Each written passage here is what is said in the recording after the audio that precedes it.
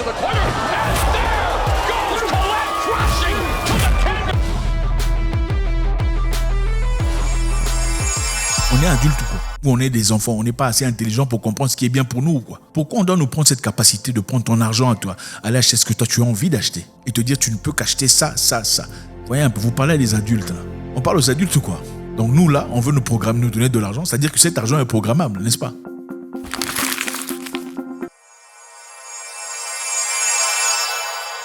On le répétera autant qu'il le faut pour que les gens comprennent et se préparent. L'être humain a un pouvoir incommensurable, incroyable, s'il en fait usage et surtout s'il est doté de connaissances.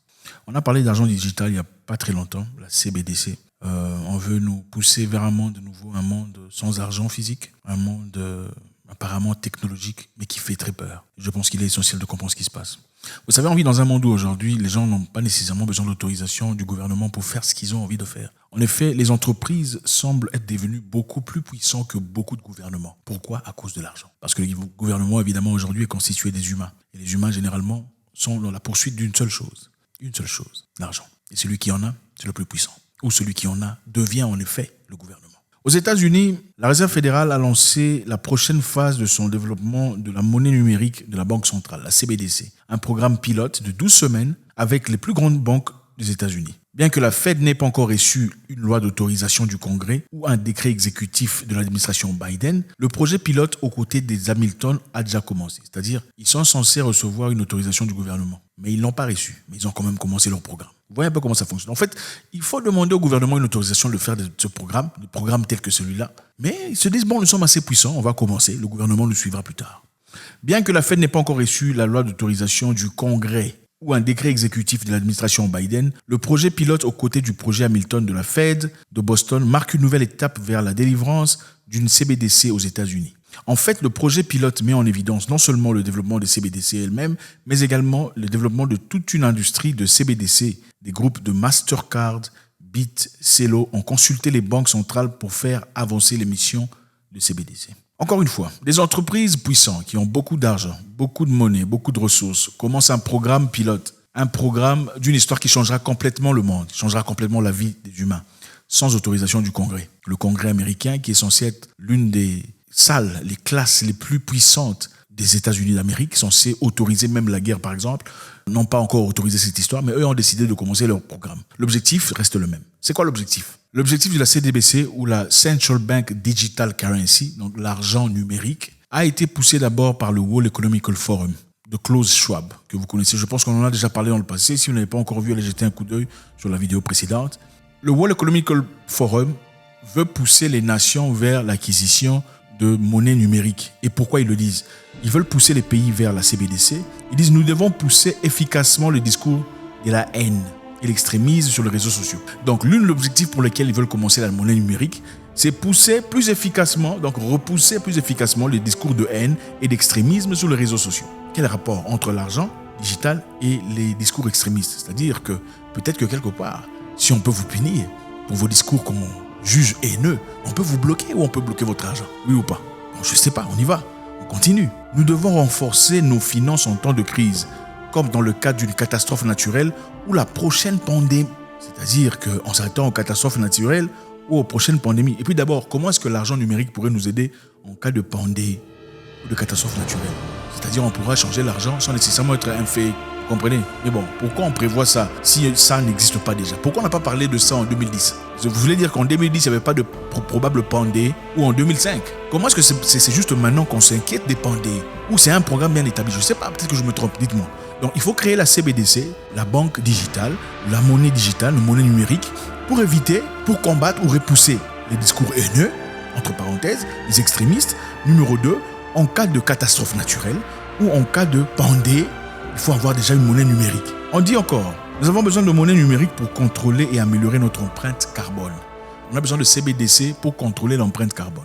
L'empreinte carbone, c'est quoi? C'est carrément en termes très basiques. C'est qu'on émet comme gaz, émission de gaz, parce qu'on dit que c'est à cause des gaz qu'il y a réchauffement climatique. Donc chaque personne à travers ses activités personnelles, ce qu'il mange, ce qu'il achète, ce qu'il fait, émet des gaz. Donc chacun a son empreinte carbone. Chaque humain, on peut calculer l'empreinte carbone de chacun, d'après la World Economic Forum. Le dictionnaire de l'environnement définit l'empreinte carbone comme la mesure du volume de dioxyde de carbone, CO2, ému par combustion d'énergie fossile, par les entreprises ou par les êtres vivants. On estime qu'un ménage français émet en moyenne 16 tonnes de dioxyde de carbone par an. Il est dans ses usages privés de l'énergie directement responsable d'une partie des émissions de dioxyde de carbone à l'atmosphère. Le terme empreinte carbone a été choisi car le dioxyde de carbone est le principal gaz à effet de serre contribuant au réchauffement climatique. Le calcul se fait en comparant le potentiel de réchauffement global par rapport à différents gaz. Donc, c'est-à-dire, l'empreinte carbone, c'est ce que vous émettez comme gaz. Bon, on a entendu d'autres fichiers ici dire que voilà, les fermiers, par exemple, en Hollande et ailleurs, qui ont été empêchés, qui sont d'ailleurs en train d'être empêchés aujourd'hui de travailler correctement parce qu'on leur dit que la production des vaches, des veaux, de bovins, des ovins et tout le bazar crée beaucoup trop d'empreintes carbone. Et c'est à cause de ça qu'il y a des brûlures de forêt, il y a des tempêtes, des tsunamis, réchauffement climatique, la glace qui fond et tout le bazar. Bon, je ne sais pas trop si c'est vrai ou pas. Enfin, je sais pas. Enfin, bref, chacun fera ses recherches. On dit que la raison pour laquelle il y a ces histoires, c'est parce qu'il y a trop de production de vaches et tout le bazar. C'est-à-dire, si vous voulez continuer à faire les vaches, soit vous allez respecter ce qu'ils disent, ou bien on mettra des machines de mesure pour mesurer ce que chaque vache produit comme empreinte carbone. Et c'est là y compris, si votre vache pète, ça compte aussi comme empreinte carbone. Vous comprenez un peu? Maintenant, donc, chaque humain sera régulé à travers la monnaie numérique selon son empreinte carbone. Qu'est-ce que ça veut dire? Même si on est bête. On a besoin d'une monnaie numérique pour réguler l'empreinte carbone. C'est-à-dire quoi? En tout cas, je ne sais pas, avec mon petit cerveau, je me dirais simplement que au cas où votre entreprise produit beaucoup trop d'empreinte carbone, elle sera sanctionnée à travers la monnaie numérique. N'est-ce pas ou pas? Au cas où un humain produit trop d'empreinte carbone, il sera sanctionné à travers la monnaie numérique. N'est-ce pas ou pas? Parce que c'est quand même difficile de le faire à travers votre argent, monnaie et cash. C'est l'argent physique. On ne viendra pas vous le ravir, n'est-ce pas? Si vous ne respectez pas l'empreinte carbone d'après la World Economic Forum. Donc, il faut se poser des questions ici pour savoir. La World Economic Forum vient avec son concept de vie, comment nous devrions vivre. Ils ont existé depuis quelque temps. En fait, le monde existe depuis très longtemps. Ils n'étaient pas là. Mais bon, ils veulent sauver le monde. Ce sont les gens bien, ils sont sympathiques. Ils veulent sauver le monde. Alors, comme ils sont très intelligents par rapport à la majorité des humains, ils ont conçu, charpenté, construit une idéologie selon laquelle les humains doivent vivre pour éviter à ce que le monde soit en catastrophe, en désastre, y compris l'histoire de l'empreinte carbone de chaque humain. Et il faudrait évidemment, d'après eux, une monnaie digitale pour synchroniser ce fait, une monnaie digitale pour faire respecter l'empreinte carbone, une monnaie digitale pour repousser les discours de la haine. Bon, les discours de la haine est relative aussi, hein. Ça dépend d'une personne à une autre. Une personne à qui on dirait « Ah, toi, va là-bas !» Et une autre personne à qui on dit « Toi, va là-bas !» Est-ce que ces discours renaissent de la même façon? Non, un Africain comprendrait ça carrément. Je ne sais pas si un Afghan le comprenait. Donc, c'est relatif. Repousser l'extrémisme, empreinte carbone, contrôler ce que les gens font, je ne sais pas. La CBDC, ce n'est pas la crypto-monnaie. Je sais que beaucoup de gens pensent que la CBDC égale à Bitcoin. Ce n'est pas du Bitcoin. Okay? Le Bitcoin, c'est complètement différent. Ethereum, tout ça, c'est autre chose. Ce n'est pas la CBDC. Okay? La crypto-monnaie, c'est décentralisé. C'est-à-dire qu'il n'y a pas de propriétaire. Chacun a droit égal à chacun. Okay? La transaction est directe. C'est de moi à toi. Il n'y a pas de transaction de moi à la banque centrale à toi. Ou de ma banque commerciale à la banque centrale à ta banque commerciale. Ce n'est pas ça. Avec la crypto, c'est direct. Donc, il n'y a pas d'intérêt. Je te paye, tu reçois. Tu me payes, je reçois. La CBDC n'a absolument rien à voir avec ça. La CBDC est centralisée. La CBDC est contrôlée par le gouvernement. C'est-à-dire tout ce que vous faites, on voit. Tout ce que vous faites est autorisé ou pas. On peut autoriser ou n'est pas autorisé. Chez crypto, personne n'autorise, personne ne désautorise. Chacun a son droit, c'est à toi. Il n'y a pas d'intérêt, il n'y a pas de pourcentage aux coupures de transactions, ça n'existe pas. Alors, on veut créer quelque chose pour faire une compétition, pour compétir à la crypto. Parce qu'on a remarqué que beaucoup de personnes sont en train de se diriger vers cette direction. Ça pourrait aussi être utilisé pour un contrôle général. Pourquoi? Parce que d'après M. Klaus de la World Economic Forum, qui est très inspiré par la Chine, et aussi le Canadien président, le jeune président canadien qui est très inspiré par la Chine, ils disent que la Chine, curieusement, a un système très avancé, très respectable. C'est quand même paradoxal de voir des pays capitalistes dire que la Chine, qu'on traite de communiste, a un système très respectable. Ils sont en avance par rapport à nous. Vous savez ce qui se passe en Chine? En Chine, tout ce que vous faites est contrôlé. Okay? Il y a un système social bien établi, un système bien huilé de 5G où on vous voit partout, vous passez, il y a des caméras partout.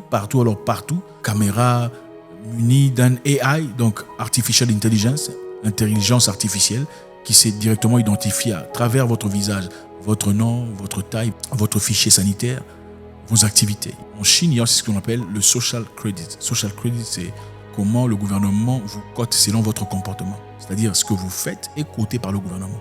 Et votre niveau de crédit dépend de votre comportement par rapport au gouvernement. C'est-à-dire le gouvernement établit comment il faut se comporter. Si vous vous comportez par rapport à ce que le gouvernement veut, là votre crédit est haut. Si vous vous comportez différemment, c'est-à-dire vous avez des opinions différentes par rapport à votre religion, votre crédit baisse. Vous avez des opinions différentes par rapport à votre façon de vivre la vie, votre crédit baisse. Vous avez des opinions par rapport au fonctionnement du gouvernement, à la nature, votre crédit baisse. Et si votre crédit baisse, vous en subissez les conséquences. Quelles sont les conséquences? Vous allez acheter un billet d'avion, on vous interdit de le faire parce que votre crédit est trop bas. Vous voulez aller voir votre tante ou votre maman dans la ville d'à côté, vous ne pouvez pas acheter un ticket de train parce que votre crédit baisse. Et d'après Klaus Schwab, qui est le président de la World Economic Forum, et le président Trudeau de Canada, on dit que la Chine a un système extraordinaire et le monde est en retard. Il y a des vidéos qui le disent. C'est clair. C'est-à-dire qu'on veut copier quelqu'un. On veut copier qui? Le gouverneur adjoint de la Banque centrale d'Angleterre, Sir John Cunliffe, a dit « La CBDC est très intéressante. C'est un avancement, un progrès pour le monde. Vous pourriez penser à donner de l'argent de poche à votre enfant, par exemple, mais programmez l'argent pour qu'il ne puisse pas l'utiliser pour acheter des sucreries ou des bonbons. Vous pourrez programmer de l'argent que vous donnez à votre enfant, argent de poche, mais programmez à ce qu'il ne puisse pas l'utiliser pour des sucreries ou des bonbons. Vous voyez un peu, vous parlez à des adultes, là. On parle aux adultes ou quoi? Donc nous, là, on veut nous programmer, nous donner de l'argent, c'est-à-dire que cet argent est programmable, n'est-ce pas? La CBDC est programmable, donc ce n'est pas vraiment de l'argent, c'est un token, n'est-ce pas? Si on peut programmer l'argent, c'est que l'argent peut acheter ou pas. C'est un token. Je ne sais pas s'il a dit ça exprès ou il pensait qu'on est trop bête pour comprendre. Je ne sais pas, on est peut-être trop bête. Ou carrément, c'est sorti sans vraiment réfléchir. Vous pouvez programmer cet argent pour pas qu'il soit utilisé pour des sucreries. Si on peut programmer ça pour les sucreries, c'est-à-dire qu'on peut programmer ça pour quoi encore? On peut par exemple programmer pour pas que vous achetiez de l'alcool, n'est-ce pas? Si on le veut. On peut programmer votre argent pour pas acheter une voiture à électricité, par exemple, une Tesla. Parce que Elon Musk aurait dit des choses qui vont à l'encontre de la mainstream. On n'a pas aimé ce qu'il fait. Bon, désormais, vous n'achetez pas de Tesla. Ou on peut vous programmer de ne pas acheter un livre que vous voulez acheter qui pourrait vous aider à vivre dans la brousse, loin de la civilisation, pouvoir vivre librement, sans tout ça. On pouvait programmer pour pas que vous achetiez des livres, des bouquins, des histoires qui peuvent vous aider à comprendre comment la vie fonctionne ou à tout ça. Pourquoi d'abord vous devrez avoir de l'argent programmable? Pour l'interrogation. On joue à quoi là? Donc, c'est comme si on te donnait une télécommande à la télévision, mais on a bloqué les chaînes qu'on ne veut pas que tu voies. Pourquoi? On est adulte ou quoi? Ou on est des enfants, on n'est pas assez intelligent pour comprendre ce qui est bien pour nous ou quoi? Pourquoi on doit nous prendre cette capacité de prendre ton argent à toi, aller acheter ce que toi tu as envie d'acheter et te dire tu ne peux qu'acheter ça, ça, ça? Si les options sont là, c'est-à-dire l'option de la programmation, vous pensez que cette option est là pour rien? C'est pour faire la fête et seulement pour faire beau? Non. Le monde est en train de bouger, mes amis.